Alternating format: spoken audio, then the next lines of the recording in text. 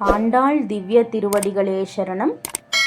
ధనుర్మాస వ్రతమున తిరుప్పావై 12వ రోజు పారాయణం, 12వ పాశురం ఇప్పుడు చెప్పుకుందాం.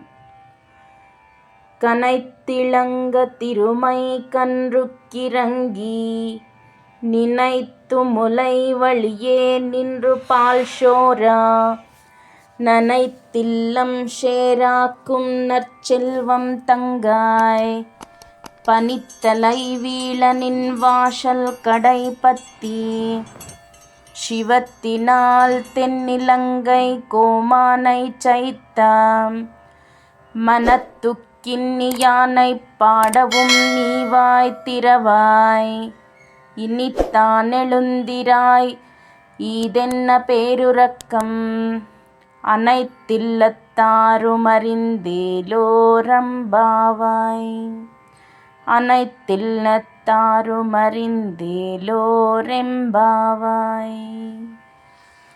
ఈ పాశురం యొక్క తాత్పర్యం ఏంటంటే, లేగదూడని తలచి చేపు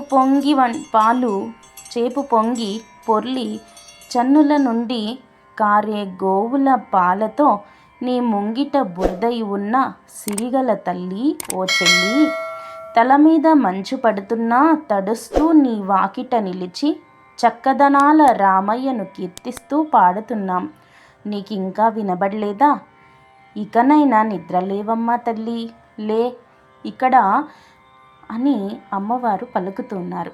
ఇక్కడ లేగదూడని తలిచినంతనే చన్నుల పాలుగారే గోమాత వంటి వాడే అంటూ తన భక్తుడి తలుచుకోగానే అనుగ్రహం అను చనుబాల వలె కారిపోయే పరమాత్ముడు ఆ రామయ్య తండ్రి రామ సుగుణధామ శుద్ధ పరబ్రహ్మ పరాత్పర రామ అంటున్నారు ఆండాళ్ తల్లి. ఈ 12వ పాశురం మోక్ష ప్రధానమై 12 రాశి మీనరాశి ముక్తినిచ్చే రామవతారం వచ్చిన తతశ్చ ద్వాదశే మాసి 12వ మాసం అని వాల్మీకి వర్ణించిన మోక్షస్థానమే 12వ రాశిని సూచించే ఈ 12వ పాశురం సంకేతం. తలవాకిట ద్వారబంధం పట్టుకున్నాం రా అంటూ తలపై మోక్షస్థానమైన సహస్రార యోగ చక్రాన్ని సూచిస్తున్నది ఆండాళ్ తల్లి.